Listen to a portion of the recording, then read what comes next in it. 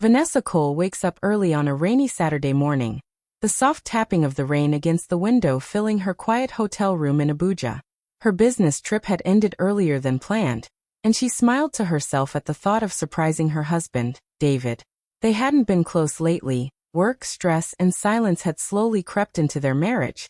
But today, she wanted to change that. She packed her things, caught an early flight, and even stopped by David's favorite restaurant to bring his favorite meal home. By the time she arrived at their house, the rain had turned into a gentle drizzle. She quietly unlocked the door, careful not to make noise. The scent of the food filled the air as she walked through the living room, imagining the joy on David's face when he saw her. But as she climbed the stairs, she heard something. A faint sound that made her stop. Laughter. A woman's laughter. Soft, familiar, coming from their bedroom. Her heart began to race. For a moment, she stood frozen on the stairs, telling herself she must be imagining things. Maybe David was watching something on TV.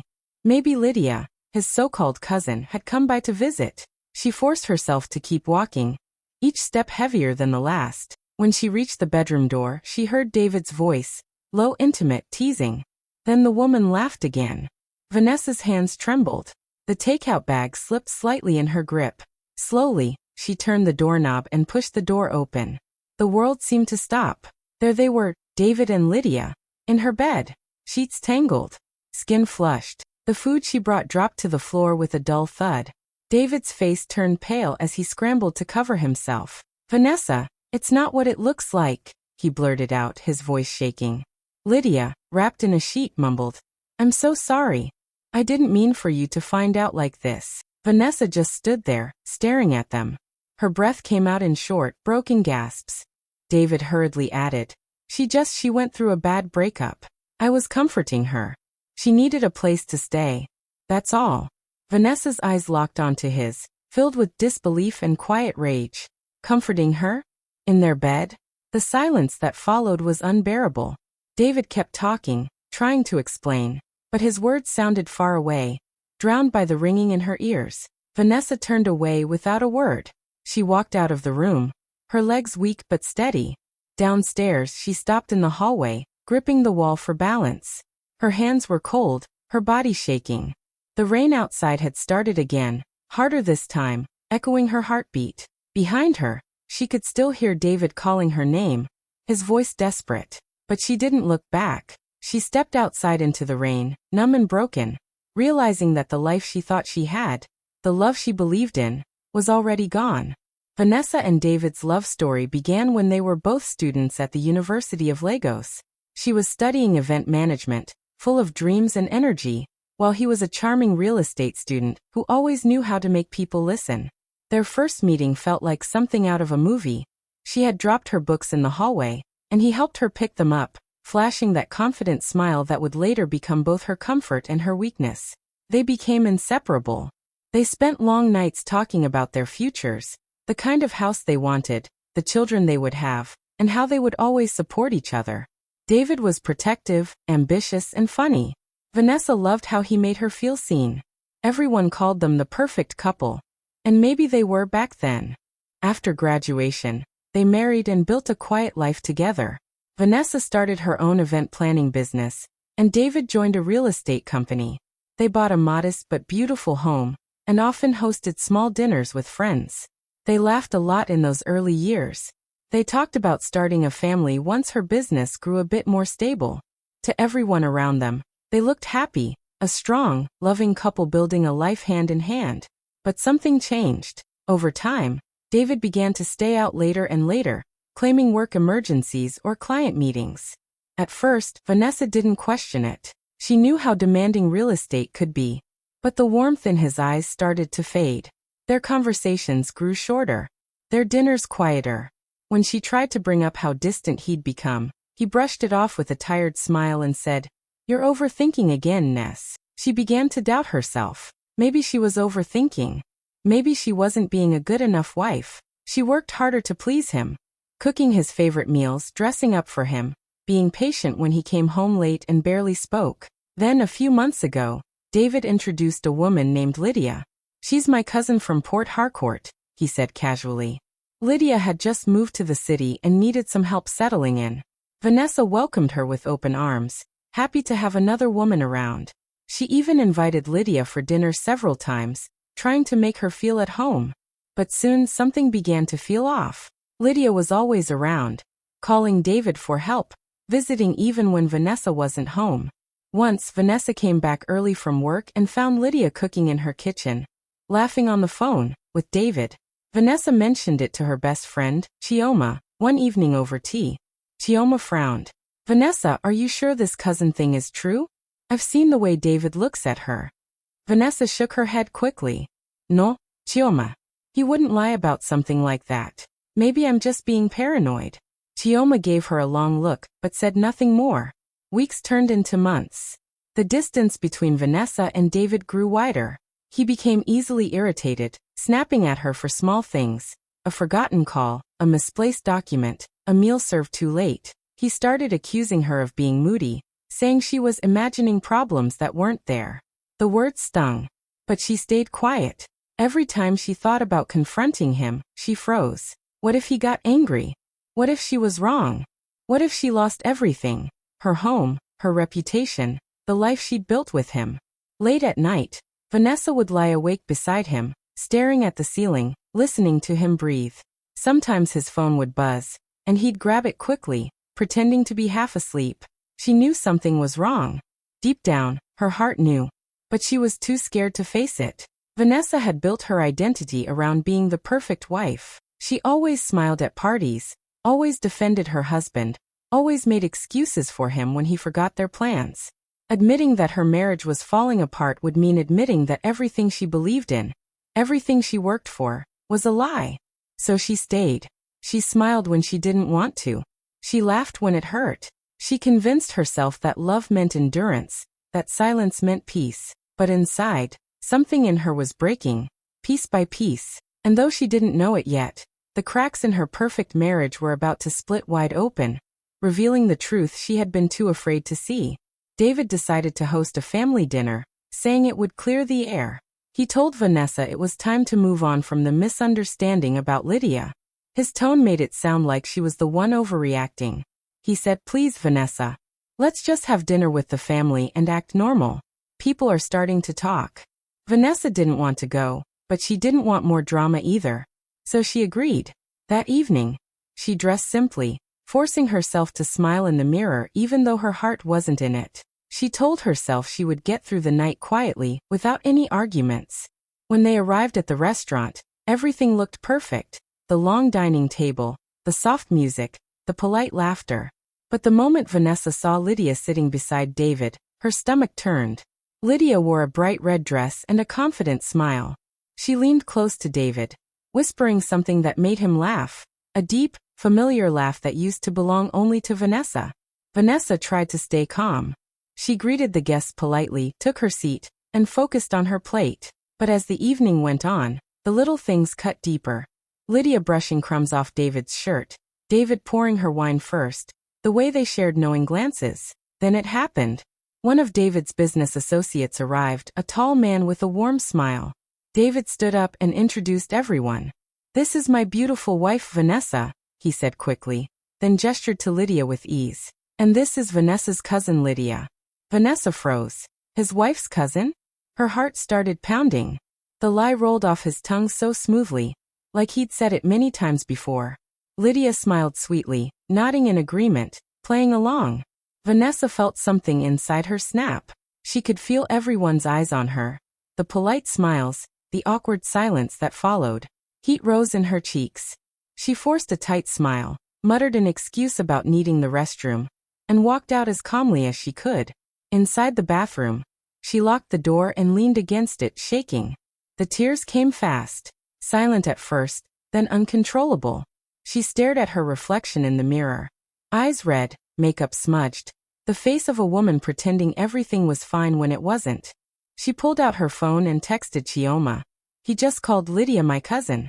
In front of everyone. Chioma replied almost instantly. "You need proof, Vanessa. Don't let him twist this on you again. Find evidence." Those words echoed in her mind long after the dinner ended. That night, when they returned home, David acted like nothing had happened. He hummed as he removed his jacket, poured himself a drink, and told her she had embarrassed him by walking out of the dinner. Vanessa stayed quiet. She waited until he went upstairs to shower. Then she slipped into his office, her heart racing. The room was dark except for the glow from his tablet on the desk. She hesitated for a moment, then unlocked it using the password she still remembered. Her breath caught when she saw the gallery. There were pictures, dozens of them. David and Lydia at a resort, at a hotel room, in bed together, smiling, kissing, holding each other like lovers. Her knees felt weak. She sat down slowly, staring at the screen, unable to look away. The dates showed that this had been going on for weeks, maybe months. This wasn't a one-time mistake. This was a full-blown affair. When David came downstairs, she was waiting for him, the tablet in her hands.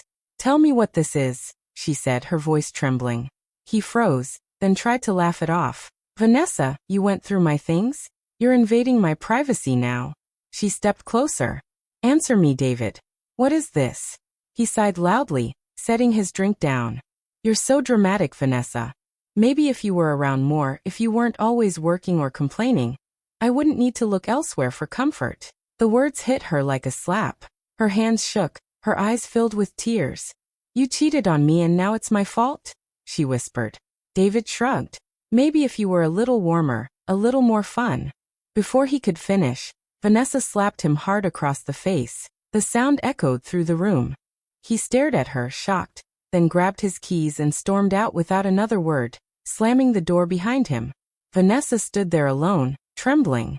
The tablet slipped from her hands and hit the floor. Her chest felt tight, her throat burned, and for the first time in her marriage, she realized something that terrified her. She didn't just lose her husband. She had lost herself. Days passed after the fight.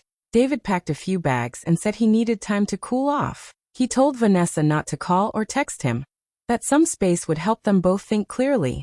She didn't argue. She was too tired, too broken to beg. At first she hoped he would come back, maybe apologize, maybe explain everything. But that hope died quickly when she found out the truth. One evening, Chioma called her, her voice filled with anger. "Vanessa, I just saw David. He's staying at the Lekki apartment, and Lydia's with him." For a long moment, Vanessa couldn't speak. Her hand tightened around the phone. "You're sure?" "I'm sure," Chioma said. They were together, holding hands like nothing ever happened. Vanessa felt the air leave her lungs. It wasn't enough that he'd betrayed her. Now he was living openly with the woman he cheated with. Soon people started whispering. Friends stopped calling as often. Some avoided her entirely. Even family members didn't know what to say. Everywhere she went, she felt the weight of pity in people's eyes. She hated it. She hated feeling small. And then things got worse. Vanessa checked their joint bank account one morning and noticed large withdrawals, money missing every few days. Her heart sank. David was moving money slowly, quietly, preparing to leave her with nothing. She called him immediately. "David, what are you doing with our savings?" His tone was cold. "It's my money, Vanessa. I earned it. You'll be fine." Before she could respond, he hung up. Tears stung her eyes as she sat at the dining table, staring at the screen. For years, she had trusted him with everything. Their finances, their home, their future.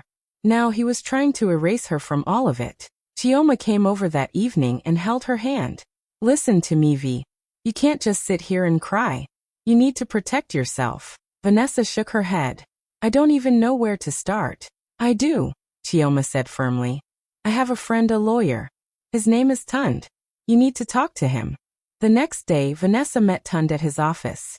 He was calm, professional, and direct. "Mrs. Cole," he said, "from what you've told me, your husband is trying to create financial distance before filing for divorce.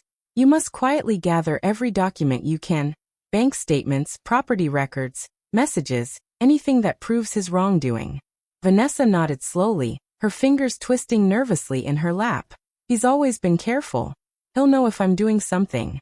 Tund gave a small smile. "Then be smarter. Move quietly. This is not about revenge, it's about protection." That night, Vanessa began collecting files. She copied receipts, printed bank statements, saved screenshots of transactions. Every click of her mouse felt like an act of defiance. A few days later, David's mother came to visit. She walked into the house with the same soft voice that used to comfort Vanessa, but this time her words stung. "Vanessa," she began, sitting on the couch. "I know my son hurt you, but men make mistakes. Don't destroy your marriage over this." Vanessa swallowed hard. "Mistake? He's living with another woman." The older woman sighed. "He's a man. They get tempted. But you're the wife. You must be patient. Forgive him." Something inside Vanessa broke. She stood up, her voice trembling. "I've forgiven too much already. I won't let him destroy me." For the first time, David's mother looked at her with surprise, maybe even respect, but she said nothing more. Later that evening, Vanessa visited her mother's grave. The sky was gray, heavy with clouds. She knelt down, brushing leaves off the gravestone. "Mama," she whispered, "I don't know what to do. I feel worthless, empty, like everything I built is gone." Tears rolled down her cheeks as the wind blew softly through the trees. She took a deep breath and whispered, "But I promise you, I won't let him win. I'll fight. I'll survive." That moment changed something in her.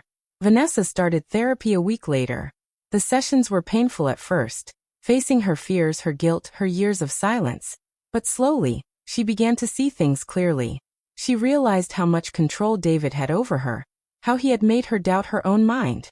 She stopped answering his angry calls, but she recorded them.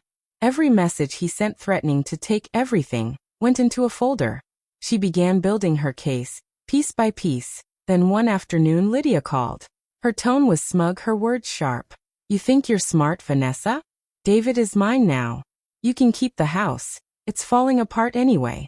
He doesn't even talk about you anymore." Vanessa's hand shook, but her voice stayed calm. "Are you done?" she asked softly. Lydia laughed. "You'll see. He'll destroy you." Click. The call ended. Vanessa saved the recording. For the first time she smiled, a small, quiet smile of strength. That call would be her weapon. She looked around her once empty living room and realized something had changed. She wasn't just surviving anymore.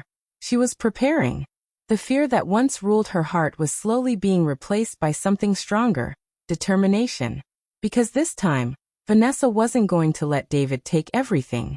This time she would fight back. David filed for divorce, claiming Vanessa was emotionally abusive. The words cut deep, but Vanessa didn't react. She had expected this. After all, David always loved twisting the truth to make himself the victim. On the morning of the court hearing, Vanessa stood before the mirror in a simple cream suit. No jewelry, no heavy makeup, just calm strength. Her lawyer, Ms. Patel, met her outside the courthouse. "You're ready?" she asked softly. Vanessa nodded. "I've been ready for a long time." Inside the courtroom, David sat beside his lawyer, looking confident and smug. Lydia wasn't there, at least not yet. The judge entered, and the case began. David's lawyer started first, painting a picture of David as a suffering husband trapped in a cold, controlling marriage. "She constantly belittled him," the lawyer said. "She monitored his spending and accused him of cheating without proof." Vanessa didn't flinch. She simply opened the folder in front of her, one neatly labeled evidence, and waited for her turn. When her lawyer stood, the tone in the room changed. "Your Honor," Ms. Patel began, "we have solid proof that Mr. Cole's accusations are false, and that this entire divorce filing is built on deceit." She held up printed screenshots, text messages between David and Lydia. The words were clear. "David, once I get the divorce, the house will be ours." Lydia, "What if she fights it?" David, "Don't worry, I'll make her look crazy." The courtroom murmured. The judge raised a hand for silence. Next, Ms. Patel played an audio recording. Everyone leaned forward as Lydia's voice filled the room, shaky, guilty, and scared. "Lydia, you promised me the house, David. You said she'd be out of the picture in months." David, "Keep quiet, Lydia. Don't ruin this now." The moment the recording ended, the entire courtroom went silent. David's face turned pale. His hands trembled slightly on the table. The judge leaned back, expression unreadable. "Mr. Cole," she said slowly, "do you have an explanation for this?" David opened his mouth, but no words came. His lawyer whispered something, but even he looked defeated. Just then, the courtroom door burst open. Lydia had arrived. Her mascara was smudged, her eyes red. "You lied to me," she shouted across the room. "You told me she didn't love you, that she was cruel. But you used both of us." David tried to calm her down, but Lydia snatched her purse and stormed out in tears. The gallery whispered again, some shaking their heads. Vanessa sat perfectly still. Her fingers were trembling under the table, but her face stayed calm, composed, graceful. The judge finally spoke. "Given the evidence, this court finds Mr. Cole's claims baseless. The case will be reviewed for potential perjury and false testimony." David's arrogance shattered completely. His head fell into his hands. As the session ended, Vanessa rose quietly, gathering her files. Outside the courtroom, David followed her. "Vanessa, please," he whispered, looking desperate.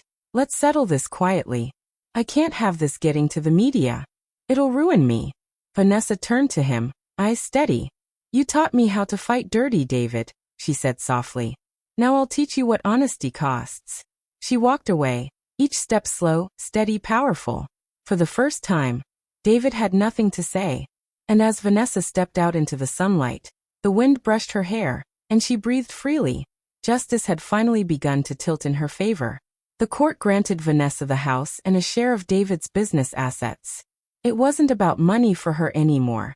It was about justice. For the first time in years, she felt seen, heard, and free. In the following weeks, she walked through her home, now truly hers. The air felt different, lighter, peaceful. She opened the windows wide and let the sunlight flood every corner that had once held pain.